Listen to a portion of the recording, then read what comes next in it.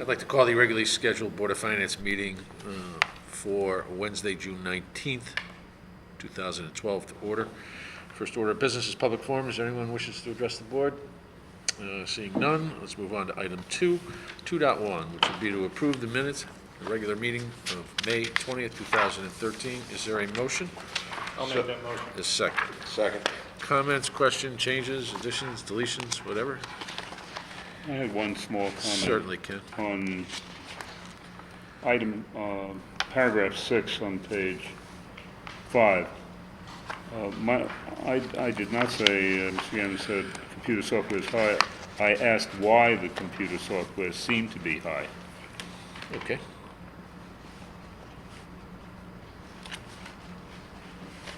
Anybody else? None? Just a quick comment on page 4, medical benefits. We had discussed the possibility of actions needed if there happened to be a negative fund balance in the medical benefits account, and I think you probably all saw that we had another tough month. We're still projected, so maybe we'll take that up a little bit later on the agenda. Right. All right. Anybody else?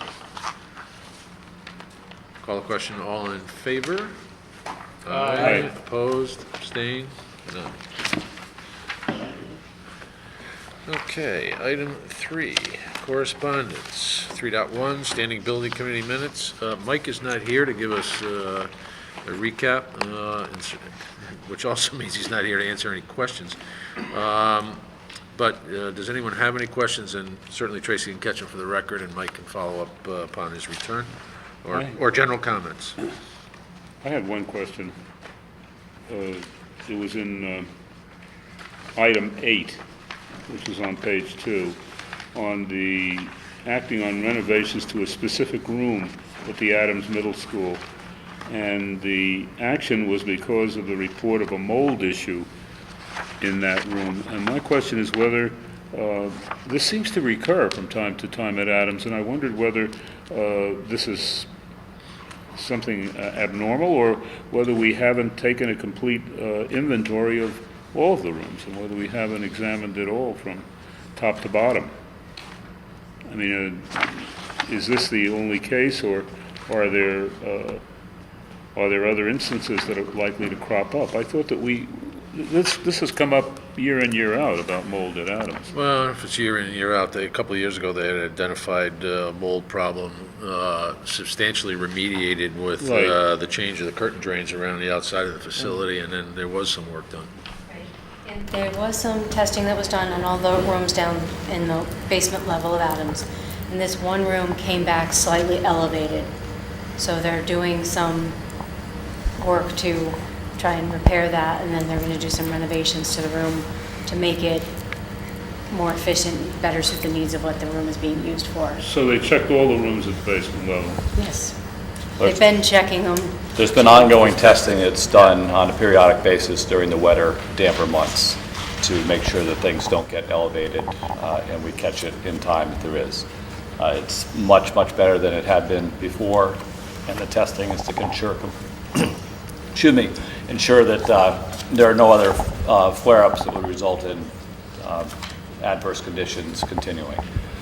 There are steps in that area that the Facilities Committee met just this morning that will be further taken, excuse me, as a result of additional concerns that are continuing.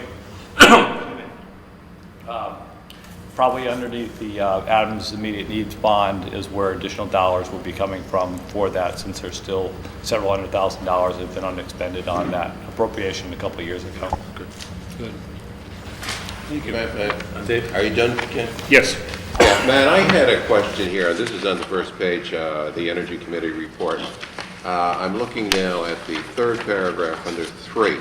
Mr. Seaman noted that there are new requirements that the town take action to reduce energy and also use energy from clean energy sources, and the 2009 is going to be a base year for that data. What is that all about? And what kind of penalties, if any, are we looking at if we don't meet these new requirements? That's the question I have. Joe, I don't know if Yeah. you can to address this or not, or? I'm sorry, I didn't hear the question. I'm looking at the minutes, this is the standing building committee Yep. minutes, and it's the Energy Committee report. Okay, and this is, I'm quoting now Mr. Seaman. Mr. Seaman reported that the new requirements, that the town take action to reduce energy and also use energy from clean energy sources in 2009 is to be used as a base year. What is that all about? Back, I believe it was, going back to 2007, maybe, the town, I should say the Board of Selectmen adopted a energy efficiency resolution. I recall that, yeah. Around that we would look into cleaner, more efficient energy, and we're doing that. I mean, Right. evidence of that is that for instance, the town hall is going to be switched over from oil to natural gas. The gas lines are down Park Street. We now have RFPs out for new burners for gas. And as the gas lines come down to other buildings, like for instance, Boston Street, where Town Hall South is, we'll be able to hook into those too. All right, I guess my question, Joe, is What are this. the The new requirements, exactly. Are The those new requirements, legislative or? no, that's my question. I mean, I don't know what the new requirements are. All I know, we're doing above and beyond that was suggested we do. Yeah, Sure. I'm just sort of curious if somebody used the word requirement. Yeah, right. As opposed to, I don't know if Goal the or word, whatever, yeah. you know, I don't know if the word requirement is correct, to be honest with you. Okay. Okay. All right. I'd like follow up on that. yeah. Any others? None, let's move on to 3.2, pension committee minutes. Any comments, questions, et cetera? Sheila, I did not see the current rate of return. Was that, here they are. Cool. Well, while those are being passed around, anybody else have any questions or comments on it?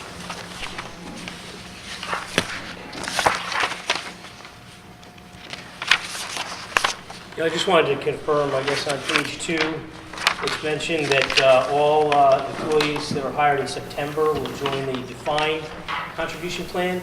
Is that going to be how it goes from now on for all new hires? Say that again, please. I just noted on page 2 that new hires for September will join the defined contribution plan. It depends on the bargaining unit. The only bargaining unit who's agreed to it now, who we settled with, is the GSA, Guilford Supervisors Association. The Board of Education, and Keith can speak to that, has several unions who are now, the new employees will go into a defined contribution plan. And I think the September is what you're referring to, is the Board of Ed. Thank you. Okay. The current rate of return, 11.78% through May, still very strong. Anything else on the pension committee minutes?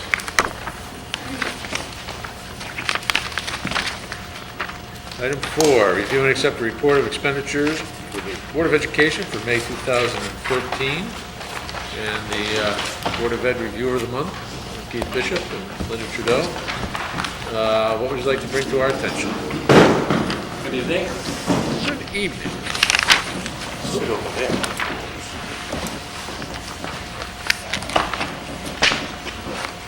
Well, the first note is that we're still very close to within what our expected expenditures have been, and the end of the year, fiscal year closeout on June 30th will be in the black by $100,000 or so, based upon current estimates, without any further catastrophes or other things occurring that jump out at us.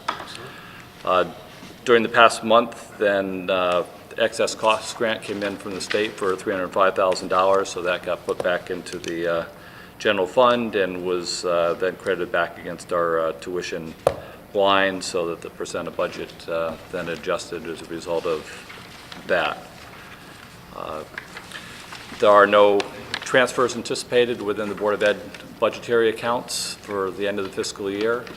Past several years, we've had some higher tuition for special ed that has caused some transfers and things moved around, but at this point in time, we're not anticipating anything on that end of it. There, you have your normal, I don't say normal, but the regular report that Linda Trudeau had put together in the memo there. I don't think I need to read that for you. You've had a chance to review that already. And whether there's any particular questions on our warrant list or otherwise that I can answer, I did spend several hours and went through the 6 inches, or now it's more than that, just about 10 inches worth of bills have been, invoices have been executed to review and again understand what it is and the paperwork and so forth. As part of our process here and bringing on Jason Bordeaux, our new Assistant Superintendent for Business, we are streamlining more business processes in the office, and with the retirement of several staff people, we're not taking on any new total labor costs, but we're reorganizing those. This past month, we've had personnel be shifted between Central Office North, Calvin Leet, and Central Office itself, and that has been for co-efficiencies of who's working where and those pieces of it. So I can't give you all the names. If you want things, then Linda could probably tell you a bit more than what I can on that end of it. So we had some small costs of moving phone systems and phone extensions around that were part of doing that particular work. But what I was getting at with, there's some munis dollars that were expended by the Board of Ed, and I guess I understand split with the town because it's a common system. So additional modules have been added in that will streamline labor efficiency.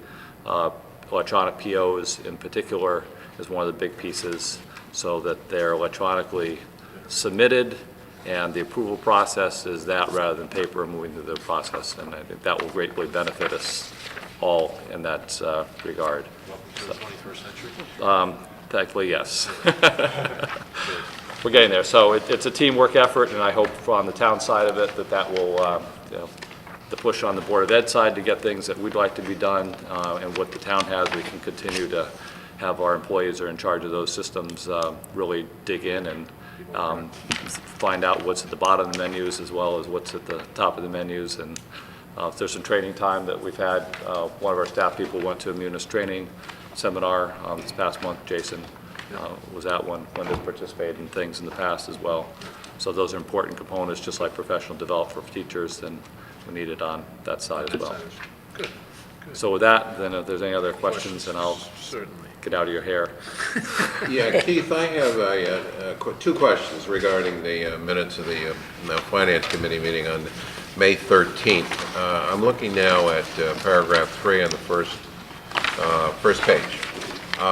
And there's mention of a STRIVE program. What is that?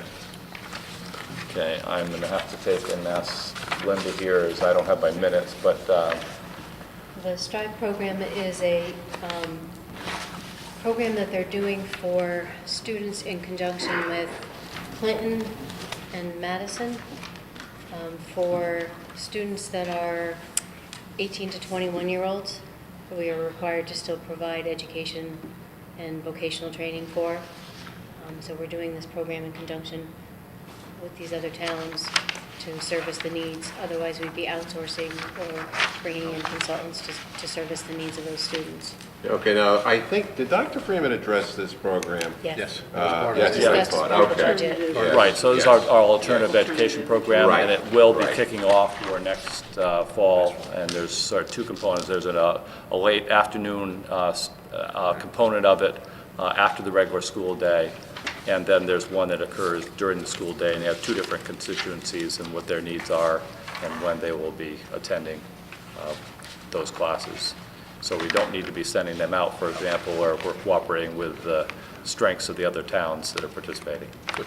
All right, the other question I have is the food service program. And again, I'm looking at paragraph 9. The board discussed the prospect of opting out of the federal program. What is the federal program and why are we?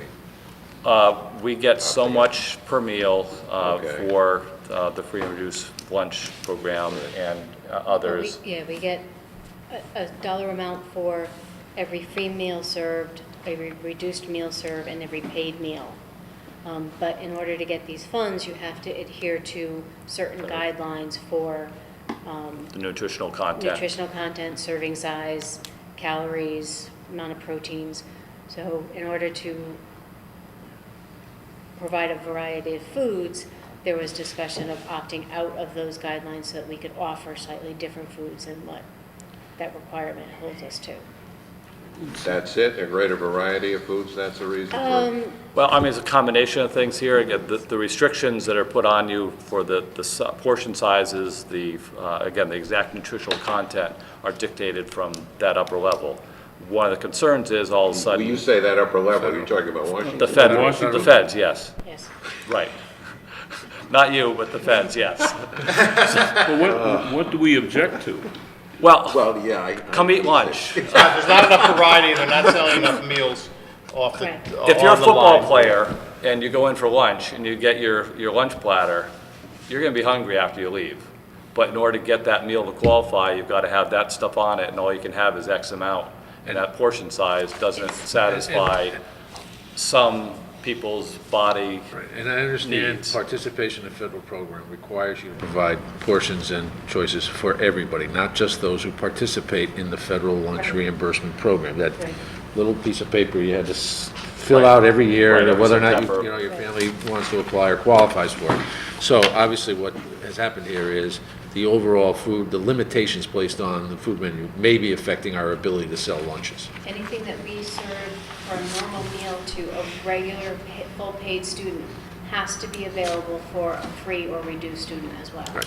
We cannot alter the meals that are served between any of those groups. So you have all your components, you've got, obviously, your liquid, your proteins, your greens, vegetables, and so forth. And so we're just brainstorming in a sense of saying, what if you opted out of something? Are we better off for our students and still having the healthy components of it, but not being restricted to the way that they define that? Yeah. And we're not doing that at the moment, but it's one of those questions that, Yeah, I do notice that Dr. Freeman commented that several other towns have opted out of Right. the program, And- and I am assuming for the very reasons that you've just And described. I know of a couple districts that have opted out just for the high school. They've kept their other schools in, but opted out for the high school. And that was one of the other things that was talked about. These restrictions that came out, or the guidelines that came out for the start of this past school Right. year, limit, you have to have so many servings of vegetables and fruits, and they have to be in categories of greens and colors, and so you can't always serve an apple every day. You have to have a variety of fruits, a variety of greens, and they're very restrictive to what we can serve. So a lot of the things that we were serving even before meeting our healthy guidelines, we could no longer serve under the new federal guidelines. Question that immediately comes to mind, will that disadvantage some members of our community because we will no longer be participating in the federal reimbursement program? Because those reimbursements go to satisfy some of those who can't afford the meals, correct? yeah, and I get the intention would be to if something was to change, you'd be addressing that concern in the process so Okay. that it was handled. Which we'd have to, appropriately. obviously, we'd have to absorb whatever price reductions we provide for those who, on a sliding scale If or you're whatever. to do things. Okay. Right. Now, last month, I think I was a little bit pleasantly surprised. I think the food service had showed that it was in the black for at least a 1-month period. Have we done that again? I haven't dug into the numbers this month. I didn't provide that information Okay. out, so I I was just can't curious give if you what the if next we're on a one is. roll and we have a trend here, or, We'll let you know. okay. Yeah, we didn't get that. That wasn't Can't serve available. rolls. You Yeah. can't serve Can't rolls serve Ah. rolls. on a roll. That goes over the Unlimited bread grain is of not all. allowed. It's gotta be on a pita or a pocket. Pita bread. Anything else on, any other questions? Yeah, Certainly. on the Board of Ed minutes of May 13th, item 9.4 on the special education update, that second to the last paragraph, which describes the projection that there'll be an 8 to 10 student reduction in outplacement in special ed, and it concludes in that paragraph with an increase in staff of 3.4. What is that reduction in the outplacement due to the staff reallocation? Might that limit that? Might that reduce the need for 3.4? You're talking about for next year's budget of what we've Yeah. been approved for? Yeah. As far as I'm aware, we're holding fast to what the budgetary projections were approved for this year's budget. No, And, go ahead, Elena. sorry, but for this, where we're talking about bringing back in 8 to 10 students who are currently outplaced, we're adding additional staff, and it's not full all teachers. It could be other services, speech and language, occupational therapists, physical therapists. So it's to meet the student needs of the students we're bringing back, so we can service them in district, keep them home instead of outplacing them.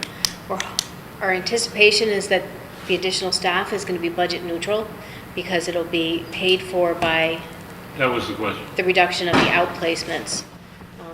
We have to pay the first $66,000 of every outplacement by bringing those students back in, or anticipating that it's going to offset So the it's budget costs. neutral.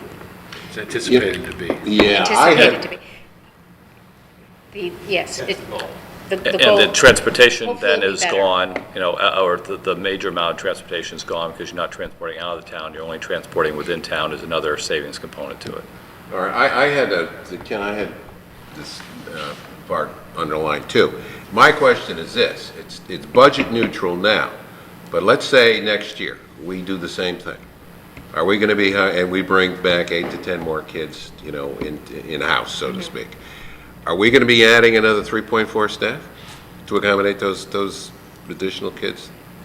Very possibly, but then look at the ratio and just for some numbers, which don't want to be quoted on, the exact cost, but if you got a special education child that then costs $80,000 to $100,000, and you've got 10 of them that you're bringing back, and it takes and cost you 3 or 4 staff people at $80,000 average for those specialty ones, that's a savings of.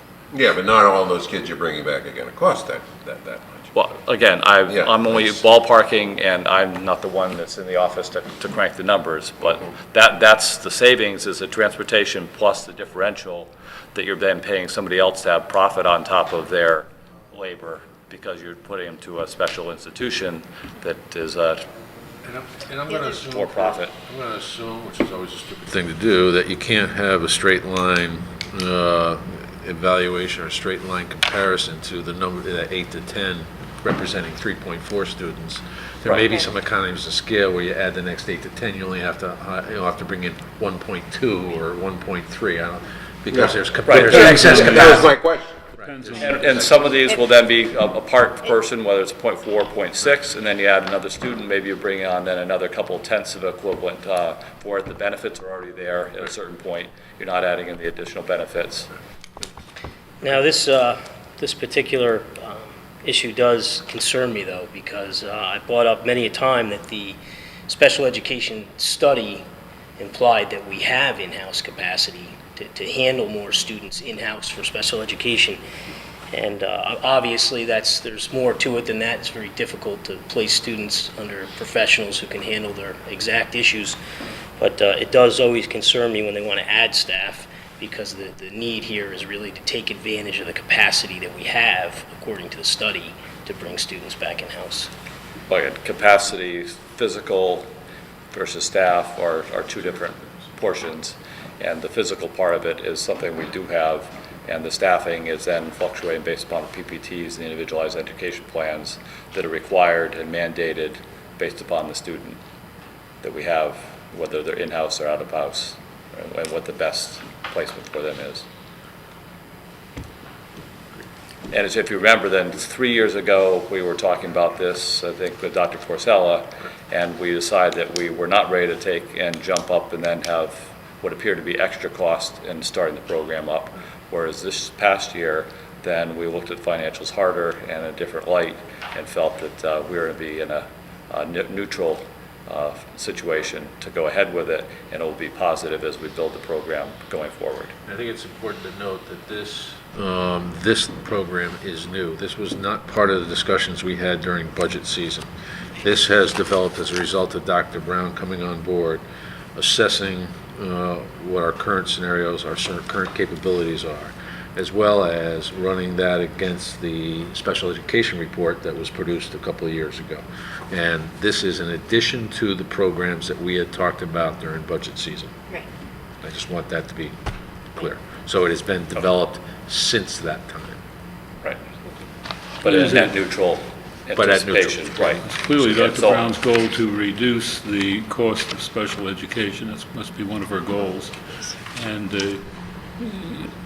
is she on the record as saying that it'd be possible to contain these costs now because of some of these moves? I think she'd be foolish to commit to anything along those lines. I think this, Yeah. the committing is a different. Well, She, projecting. Right. in her previous district, she was able to reduce the number of outplaced students. Her goal is to try and do the same thing here. So if we can successfully bring back 8 to 10 students this year, maybe the same next year, we would reduce our outplacement costs. And again, it's worth repeating. It's been talked about. We're not the sole determinant of that. There are PPTs, there are whatever they're called, the plans, educational plans. This is a process that we don't have complete control over. So, the parents have the right to make a decision whether they want to participate or Right. not. I mean, that said, we have our budget as the Board of Ed that's been approved. We will be within that budget. There will be some changes possibly from one category to another one, but the bottom line will remain the same. This is not going to cost the town anything more. If some of those costs are higher, we're going to have to take and find somewhere else to absorb that in As you always do. the year-long process that is typical anyway. All right. There was something that caught my eye on item 9.1, the overnight field trip to the Czech Republic. I'm sorry, repeat that. Pretty good, yeah. Item 9.1 in the superintendent's report, the overnight field trip request to the Czech Republic for the GHS Music Department. To Austria and That's Czech. like an 8 or 9 day. Could you tell me how that's being funded? Is that- Fundraising by. It's a fundraising, it's right. totally fun. And it's a delicate question, but is the district's liability broad enough to cover any, hopefully not, eventuality, any situation? I believe that's been covered. We can get back to you as far as the technicalities of that. There's a combination of things that I'm sure exist, and there's the permission slips and the limitations that the parents and the students will sign, as well as what the school already has going forward. So, I know they do have to notify our insurance company when we have these kind of trips to ensure that our coverage is adequate. Right, To that cover was my these students. question. Yes, they definitely, And I'm sure that Notify permission our- slip includes a waiver that will no doubt be challenged in court or something. Well, you recall, Ken, the school I happened to go to sponsored a trip to China, I guess it was last summer. And one of the kids on the trip came down with some terrible disease from an insect bite. To make a very long story short, school suffered a $42 million judgment against it for, These a things similar Yeah. similar circumstance, a school-sponsored trip. But whatever, that's why you have insurance. Hopefully. I don't think we have a spare 42 million. Not that I know of. Others? I had a couple of questions on the expenditure report. First I'd like to address is, and this is usually Ken's question, and I'm surprised he hasn't asked it. Upkeep of building. No, textbooks. Oh, An old subject near and dear. I did see in the minutes that the new math curriculum has been presented. Is there an anticipation that we'll be expending some of that $98,000? I know typically we don't buy books until the summertime so that we can put them in place. right. So are there earmarks? There's only about $6,000 encumbered, which means there's almost $100,000 left. Is there a plan to spend that? Yes, I understand it's coming my way soon Okay. for a purchase for textbooks. Gotcha. Just a quick question, more procedural, and probably belies my ignorance of full accounting procedures, but I looked at the medical account, and you guys have reduced your payments relative to the medical insurance for employees, but your appropriation and revised appropriations is still the same. Is that just a timing thing, that you haven't adjusted that appropriation because you're contributing less to that line item? Right. Yeah, we haven't done any kind of transfers yet. Okay. I think we're waiting to see whether we need to do some end-of-the-year transfers, Right. and then we'll adjust everything at Yeah, that time. those always catch my attention, because if we were to, going into next budget season, if the actual is not represented, you know, there's an approved budget, but then the revised is the one we want to base our projections off. Anything else? Yeah, I had a question. Lou? One, I'm sure this has been asked before, but I just don't recall, there's a $60,000 entry. Pearson Inc. Power School? That's our student information system. It's also the Power Lunch program that is used in the cafeterias. Okay. And how frequently, is that like the license fee? That's an annual fee. So that's once a year? Yeah. So it's just kind of an odd, maybe it's just the way, this is an odd time of year for that. Why wouldn't that be in the front end of the year? It's just odd, that's when they bill it? That's when they bill it. Okay. I think it goes back when we actually instituted signing on to start it, then we Yeah. started at this time of the year And that just to became then the get it annual. ready for September 1st Oh, I of see. the next year. And so there's the annual cycle that is probably the logical piece out of Okay. my Oh, memory. that makes sense, okay. But yeah, when you go to your link for your students, then Power School is the program that then you're logging into over the web to then have the communication with the teacher, to look at the grades, and for other functions tied in with attendance and the lunch program as well. So parents will load the money onto their student's card, and then they're swiping the card during lunch, so we have much less cash that we're handling. I'm not sure, we're not cashless I yet. have a quick question. Sure, that would be a This good just- goal, though. This just goes back to the purchase of the new modules for the Munis software. Is there any cost savings associated with that software now that you'll be able to do POs electronically? Less paper. Not really much more for cost savings. It's going to allow us some efficiencies with staff. It's going to allow for some efficiencies of processing speed.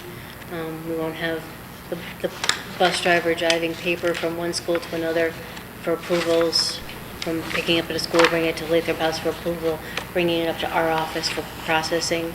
So it'll save some time and some efficiencies in that way. I can't really say there's going to be any huge cost savings otherwise. Okay. I mean, there's some changes in personnel that are happening as a result of that.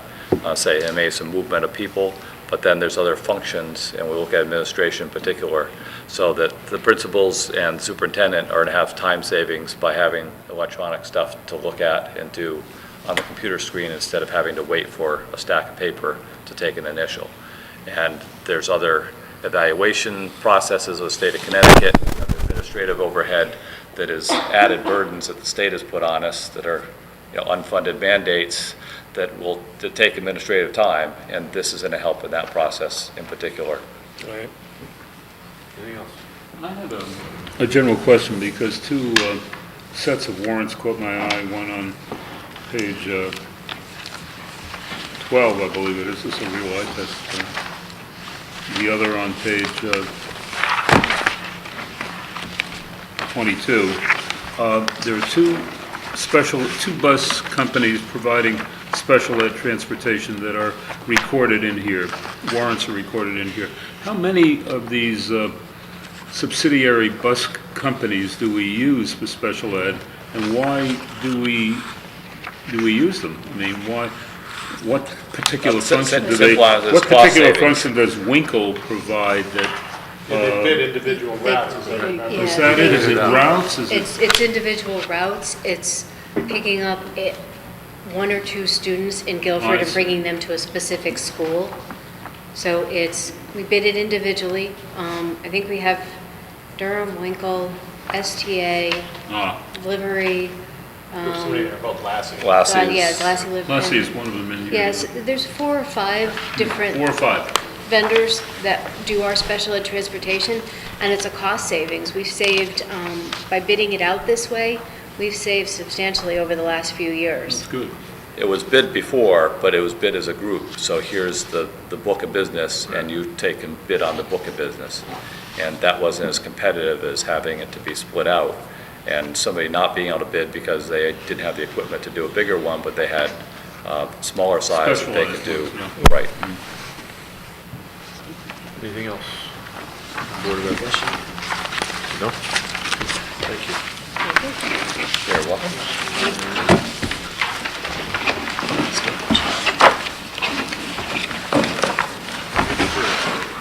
Is there a motion to accept the reports of the Board of Education? So moved. Second. In the amount of $4,888,704. So moved. So moved. And a Second. second. All in favor? Aye. All abstained. Any recusals? None? Let's move on to item 5. Review and approve the report of expenditures for town government for May 2013. And Sheila will be up here momentarily.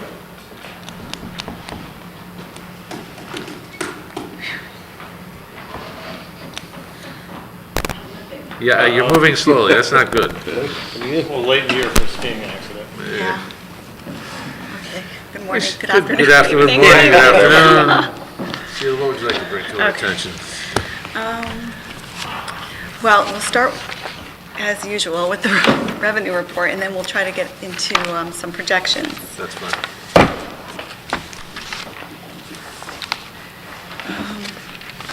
Let's see where we are here. Okay. Okay. At the end of May, we've recognized on the town side 99.2% of our budget compared to 99.1% last year, a little bit better. Let's see. All the departments are doing well. There are some departments that are doing a little bit better than expected. One of those is building department. They are actually over their budget. They've collected more than we budgeted, and we expect them to do well again next month. So we can bring that to your attention. On the tax collections, there's $404,000 remaining to collect. We have 2 more months to go. Today, there was a tax sale. There were originally, I think, about 11 properties scheduled for the tax sale, and 9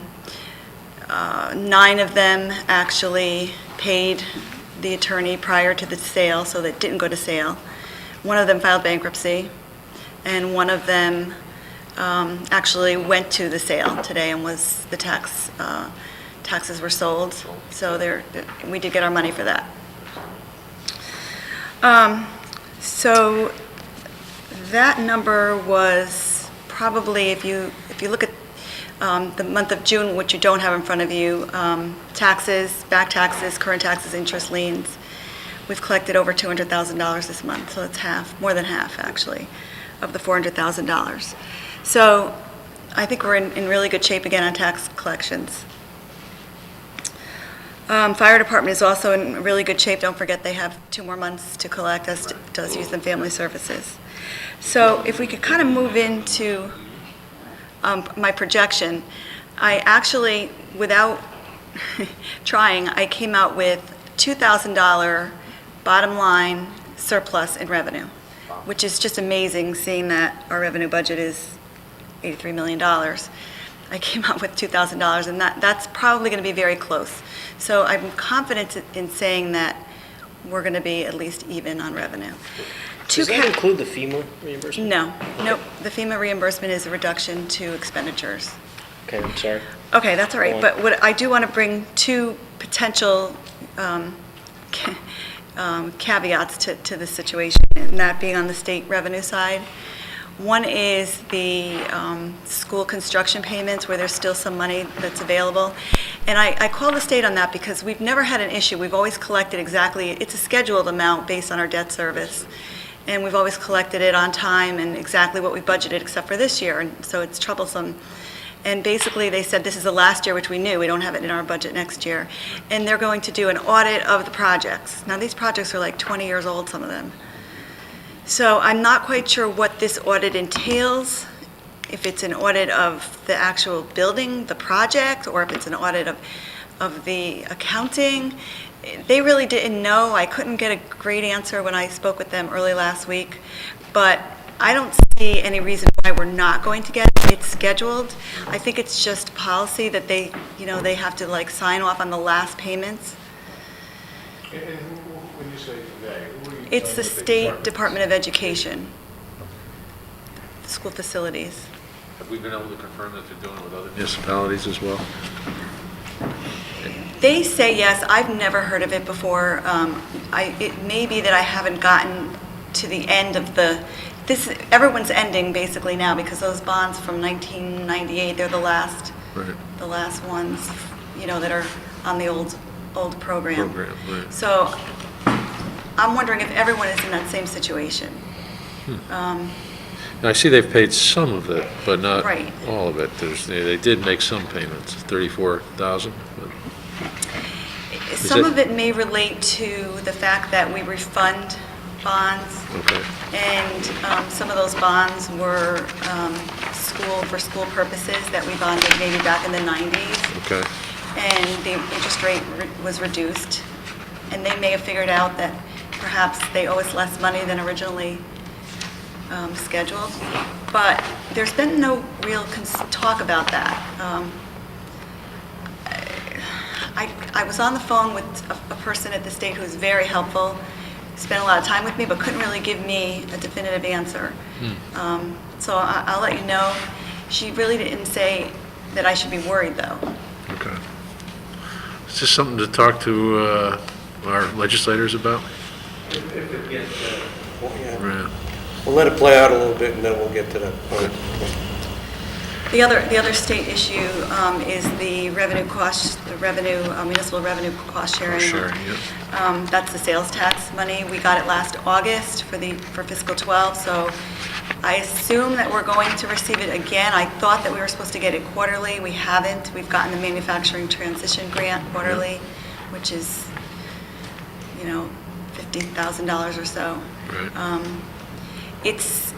When you look at the reports that you get from CCM for the 2014 budget, it's clearly eliminated, but they do have a number in the column for 13, Right. which makes me feel comfortable that they're, at least going to pay us. The question is, we really don't know because it's based on sales tax receipts that the state gets. Okay. So it's a little bit of an unknown there. But in my projection, I think I projected, where I got to the $2,000 bottom line Right. surplus, I think I projected lower than budget, so I was conservative on that. Anyway, Lou? Sheila, there was a moment earlier in the year, I thought even finance, interest income was going to sort of get at least closer to budget. I mean, $490 this past month, that's the way it is. right, and this is the time of the year when we have very little Little cash. extra cash, and, we've been doing our best, but there's only so much you can invest in per statute, and Yeah, no, I understand. So, I mean, so this is that's just slow in the spring, in the summer. Okay. And the other one, that's, maybe it's ticklish, maybe this is also, there's an explanation, but recycling, I mean, that's down considerably from last year on a percentage basis. I mean, is there something going on? I would think with the building sort of increasing, there'd be sort of more recycling potential- is based on metal recycling, Yeah. and that's very volatile in terms of, the I would think price. as people are sort of demolishing structures, maybe you would think more would kind of get into that stream, but no? It's something we can take a look at, and we could try to see what it is. We can look at the cost per ton, I guess it is, that we get paid, because that's what happens. They come and take away our big containers, and they pay us based on the tonnage. Scrap so- value, yeah. Right. And Parks and it's- Rec is it's- down, too. It's, we don't get paid a lot because it's mixed. Right. it's not pure Just- metal. Just so they've asked it, I mean, there's nothing that was going on down at the town dump that was related to this transfer station. you're looking So that's at- unrelated to that. So this is just a function of, we're just not getting a lot of return on the material that we're selling That's to what the it looks like. recyclers. Yeah. Okay. Park and Rec is down? Park and Rec will pick up because they're selling the beach passes now. Right. So they usually have a stronger May and June, and they tend to catch up. And the parking lot looks good. Wherever Rick is. Might The as parking well- lot looks good down there. Might as well ask Oh, you to good. comment on the police department too. These are all smaller amounts of revenue, but they're The- down a bit. The police department really has to do with the fact we probably budgeted a little too much based on 2011, I guess. So it had to do with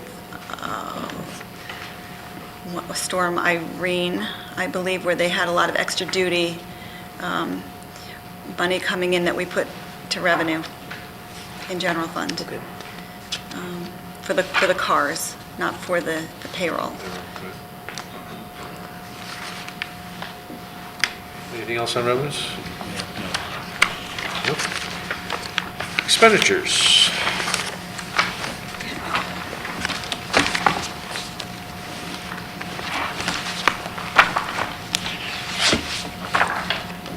Okay, expenditures at the end of May were at 92.3% versus 90.2% last year.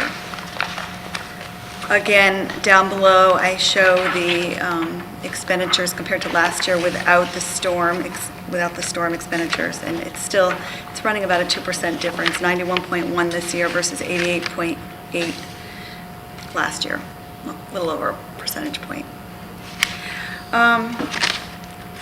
So I think the best way to approach expenditures at this point is to kind of give you an idea of where I think we're going to be, some of the strong points and some of the areas that are, we're going to have to address.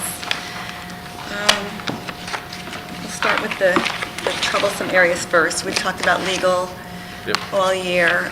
It looks like we're probably going to show about a $50,000, $40,000 to $50,000 deficit there. And we don't have the bills, obviously, for June yet, so I'm kind of being conservative on that.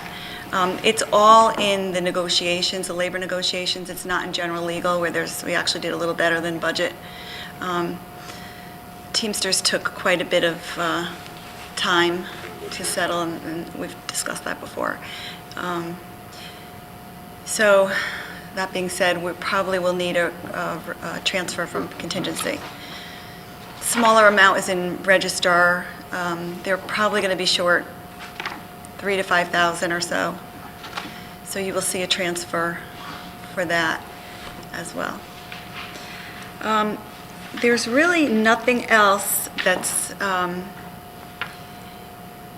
troublesome at this point, although there was an incident over the weekend where we had to spend some emergency, we had to authorize about $35,000 in environmental remediation. So we haven't seen that bill yet, but we understand that's the estimate, and probably rather than to try to record it in a budget line that really didn't, assume that kind of an expenditure, we'll do a transfer for contingency for that. But we'll wait until we see the bill. Are you all aware of what Sheila's referring to? No. Okay. Friday afternoon, the fire department was notified by some people having lunch. They smelled some petroleum odor at Quantified in the parking lot. And when I got the call, it was about 2:30. What happened is oil was just gushing like an oil well. It's too bad it wasn't an oil well. Yeah, Wouldn't be Texas here tea. tonight. We got oil, we struck oil. The long and short of it is that many, many years ago, before the town bought the property, there were a couple of buildings on what was now the parking lot in Yep. Quantified. Yep. And those buildings had a couple of oil tanks in them that were never removed. Now, we're going back 50, 60 years ago, no one even knew they existed until Friday afternoon. So, quick thinking of Wayne Vitry and Public Works and the Park and Rec, and I gotta give Selectman Haverner, who was my stand-in, I was in Florida when this happened. Quick action, they averted a tremendous environmental problem. We called DEP, they got the environmental contractor down, and we pumped out several hundred gallons of a mixture of oil and water and sludge from one of the tanks, and stopped it from Contained it. going into the lake. Yeah, There contained was some residual into the lake, but by Sunday morning, we were ready to open up the lake, it was fine. And then Monday, we found the second tank, which was just sludge in there, wasn't leaking, but it was in bad shape, so we removed that. So we have tank removal, we have about several hundred gallons of mixture of oil and water that had to be disposed of. Plus, I don't have the total number of cubic yards of soil, contaminated soil. That is very expensive to get rid of. Yeah. So I spoke with the contractor today, gave me a ballpark number of $35,000, he still got a total of his. But that's the bad news. The good news is I think we're covered for all of this, at least some of it, which we're working on right now. Good, Okay, but, thank you for that. so at least, you know, it's another thing to add to the list. Yeah, just, But they handled it well, and kudos to them, but it's an expense we have to incur. Sheila, can I ask you a question? It's probably, I don't know if it's related to what Joe has just talked about or not, but I noticed on the natural resources line, we're running a deficit of $48,000. What is? That's due to the storm expenditure. If you looked at the detail in that department, Okay. there's a pretty large expenditure there for the tree removal. Okay. Actually, why don't we talk about FEMA for just a minute? I'm still in the process of finalizing the, what they call the PWs, the project worksheets. There's 5 categories to this storm, and it's been the worst yet in terms of what they've asked us to submit to them for backup. It just has gotten very bad. Taking a lot of time, more time than we ever would expect to spend. But right now, the Munis reports show that we've expended on hard dollar costs, not on payroll, because the payroll for FEMA is still in the payroll lines, $369,000. I have estimated that we should get back between $400,000 and $500,000, okay, which is quite a bit more than we've expended in those costs. So the deficits that are due to FEMA or the storm will be offset by the accrual. Auditors are actually in this week doing the preliminary testing, and I told them, what the situation was, that we're getting close to the end of the year, and I need to accrue a receivable for what we anticipate collecting from FEMA, and they were fine with it. they let us do it last year. Right. Last year I had my PWs already accepted at this point. Okay. So I don't have them all. I have 3 of them, 3 out of the 5 that I have numbers on that are probably going to, be accepted by Washington Quality Assurance. Our project specialist is very tough. And so if it gets by her, it's going to be, I'm sure it's going to be paid. But there's 2 more left.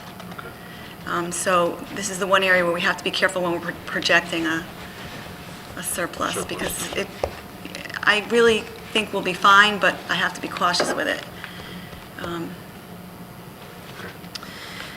So you can safely say we'll break even on the storm expenditures. Okay. All right, and hopefully get a little extra for our soft costs, which is the equipment costs. Okay. Which brings us to the next question, where do you see expenditures being at the end of the year? So on expenditures, if we assume that we're going to break even on the storm, we have 175 in contingency, but we're going to need using my worst-case numbers, 50 for legal, 3 for registrar, 5 for registrar, and 35 for this environmental mediation. So Is that about 93? that leaves us about 90,000 or so from contingency. And then we have the land acquisition, 215,000 that we didn't need. So that's a surplus. And payroll looks like about 120,000 or so, and most of that, honestly, is due to the police department. Unanticipated retirements and terminations, et cetera. The Board of Ed has talked about 100,000. We have the $7,000 debt service savings due to the refunding, which is always good to talk about. Yes, it is. And other departments, I mean, there are some savings. For example, in the building department, we had budgeted sort of a contingency line item for contracted services in case the building official got so busy that he needed extra help. He didn't need it. He was still very busy. He did a great job. But that's a surplus in that department. So there are a few things like that that are going to contribute to the bottom line surplus. So, you know, we could have about a $600,000 surplus on expenditures, but if we have problems with the state revenue, that's going to offset that. And if there's any issues with FEMA, that's not, buttoned down yet. So we will break even. We will have a surplus. But at this point, it's really difficult to say exactly what it could be. It's a pretty wide range at this point, because the numbers that are in question are big. Yeah. Okay. Sheila, I had some questions on some of the encumbrances and whether or not some of your projected 600,000 includes cancellation of some encumbrances. Specifically, fire department, 40,000, almost 41,000 in operating supplies at this point. The fire department typically does not cancel very many encumbrances. They tend to use them. Whereas other departments like Public Works, because they're more blankets, they tend to cancel quite a bit. Right. The fire department, most of their encumbrances are for actual items they've ordered. Okay. Public Works, next one, 71,000 in equipment repair and maintenance. Is that blanket purchase orders? They'll start to cancel those now. Okay. And then road maintenance winter, 55,000? Is that an encumbrance? That's an encumbrance. Yeah, that will probably be canceled. Okay. I did not account for a surplus at all for Public Works. Okay. Okay, took the really conservative road on that one. So there may be additional, Possibly, yes. Okay. They usually do. They usually do, even without any storms. and then the last that I had was Park and Recreation. There were two, one for 17,000 for ground maintenance and another almost 17,000 for field maintenance and equipment. I assumed about a $10,000 to $20,000 surplus in Park and Rec. We'd love seeing those encumbrances. We'd love seeing those encumbrances come down and continued in force. Park and Rec has some fence repair, particularly at the Adams Tennis Court and some other areas so they'll be using They'll be some of using that. some of it. Yeah. Okay, good. One of the other things, we have money in sidewalks, in revaluation in the capital line. We're going to ask you to transfer that to an assigned fund balance because it's no longer in the special revaluation fund anymore. That was eliminated Okay. by a GASB, Right. new GASB requirement. So it's in the general fund, but rather than, we're trying to stay away from continued in force. So Understand. I think the assigned fund balance makes more sense. That's fine. Other questions are on the revenue side, the expenditure side? No? I just had a warrant question. Certainly. And then Joe after that. There's a bunch of slip refunds. I'm assuming due to the construction of the bulkhead and that, but one of them, I'm hoping it was a typo. There was one slip rental refund for $14,000. Was it probably 1,400? Yeah, that does not make sense at all. Because the other ones were all 12 to 1,200, It's on, 1,500? it's on the spreadsheet, right? Yeah. Yes, so it's just a typo? Yeah. Okay. I guess there were quite a few openings. Joe? The only thing I was going to say to the board is that I think, really the only negative so far in this fiscal year was that we didn't budget enough on legal for labor negotiations. Plus, we had some labor issues with that we were going to charge the labor, but really involved the transfer station. We have not transferred out of there yet. It's hitting the operating, it's all our attorney costs for handling that situation, which Sheila and I agree we're going to charge the transfer station directly for. We haven't taken it out of there yet. Right. But I think I addressed this board months ago saying, because of extremely tough negotiations with all these bargaining units, we did under budget our legal costs there. But I think in the long run, the town is going to benefit by what we derive out of our collective bargaining agreements. Joe, you just spurred a question. The transfer station is operated jointly for the benefit of Madison and Guilford. Will they be sharing in some of those costs? Yeah, yeah. So it's not I mean- all absorbed by us, right? No, it's a joint, and Sheila, you jump in when you want, but, as you said, it's a joint fund. If we get into a problem, I'll definitely have a conversation with First Selectman Pearson, because he's been involved with that situation I thought you as had. well as I have, so. And any money that goes into the fund goes in 50% Madison, 50% Guilford. So if there's a deficit in the fund and we need additional money to make it up, we would split it. So that's how that works. Okay. Yeah, on the warrants on page 50, I see a physician, payment to a physician in the amount of $4,500 for, quotes, psychological consultations or evaluations to staff. It's not linked to any particular department. What was that? Most likely police department for New hires. their new hires. Police department. Yeah, that's what that was. Why isn't it identified? It probably is, unless there's on the very left side of the page in bold, it starts out with the department. No? What page, are you on page 50? Page 50. Yeah. I think it's this one, the circle. Oh, I see. It may be So back a if you go to page or two. page, 49. It's under Youth and Family Services. yeah. Yeah, it's Youth and Family Oh, Services. Oh, no. Yeah. This is the psychologist that or the psychiatrist that works for Youth and Family Youth Services. and Family Services. That it's under Okay. contract, yes, that's not the police department. Right. Well, I just, So we pay him a salary. Is some of his time then billed out for insurance reimbursement? Yes, yes. Any other questions? You sure?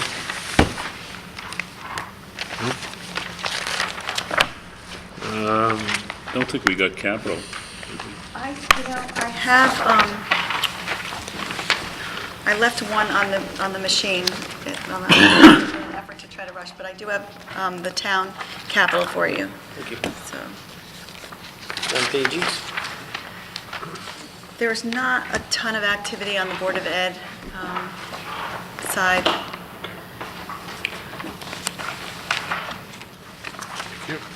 But I'll email it to you tomorrow.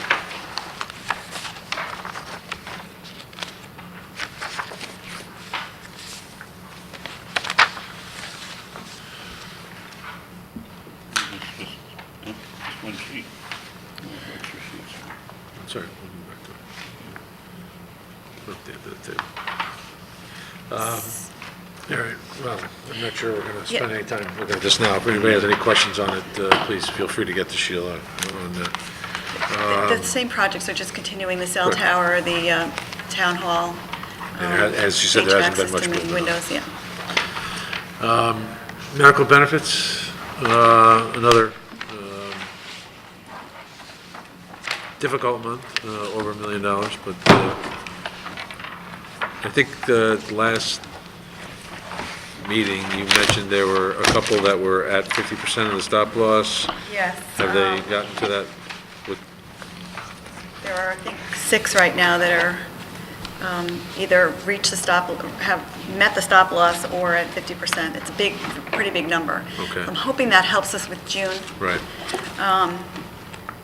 June is technically a little bit slower months than others during the middle of the year. Yep, it usually So, is. I think that, without looking at my report, we're projecting maybe a small deficit for the year, but still keeping the fund in a positive position at the end of the year. Right, yeah, we're looking at projected deficit of about $365,000. But with a fund balance net of the NIBR, it still leaves us with $130,000. 130, right. So that's, we really need to be, I think we need to keep that fund in a positive position at the end of the year, so we'll see where, we are at the end of June. Gotcha. Okay. Building permits, anybody up to 22? Continuing slightly positive. Right, yep, trending up. Which is probably reflected in the building department fees, right? Being up. Golf course? Just from an economic development, is there anything, Joe, you can talk about on, no, drawing a blank.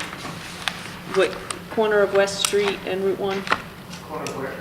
It's not West Street, Hilton, West Lake. Westlake. There's a bunch of building permit fees in here. Is that the old restaurant that was there? Is that Guilford Tavern? Guilford Tavern, that has been sold, okay? There are some permits, I think the permits we're talking about, they're across the street. Oh, okay. Okay, where Okay. we're Where having they're mixed, currently under mixed use construction. of retail and residential, okay? I saw those addresses and I was thinking it was No, but the other there, side of the street. there is going to be potential activity where the Guilford Tavern was, yeah. Thank you. Golf course? Anything? No? All right. Is there thank you, Sheila. Is there a motion to approve the bills for the town in the month of May in the amount of $1,844,311? So moved. Second? Second. All in favor? Aye. Opposed? Abstained? Any recusals? I recuse myself from commercial air services. Thank you, Sheila. Committee reports, 6.1, there is no report since Mike is not here, although if anybody wants to comment, I was unable to attend the groundbreaking last week, was it 2 weeks ago? No? 2 On weeks the ago. 6th, The 6th, 2 weeks ago. I attended. It was a wonderful, wonderful ceremony. Very 2 weeks short. ago, yeah. That's- Yeah. Time flies. And if I might impose on Kimberly, even though we didn't put it as a committee, Kimberly attended attended a meeting with the Board of Education on the redesign of the reporting, of the financial for the Board of Ed. Anything you want to? No, we had reports that Linda had gotten from 10 or 12 different towns to compare, and talked for a couple hours on pros and cons of each one and what was helpful and things we had to have in our reports versus nice to have, things we didn't want in the reports. So they were going to work and kind of draft up some examples to go back to, but it was a very productive discussion. It's very interesting to see different towns on how detailed some are and how simple others are. And we're pretty much in the middle, but definitely, there's pros and cons with going either direction. So. Right. And when you guys get some documentation together, you'll be able to share it with the entire board so that we can provide some. We're hoping to have a sample for our next board meeting, so you'll probably get it in the packet next month, hopefully. Absolutely. Old business? New business? Public forum? Motion to adjourn. So moved. Second. Second. All in favor? Aye. All opposed? All abstained? Motion carried.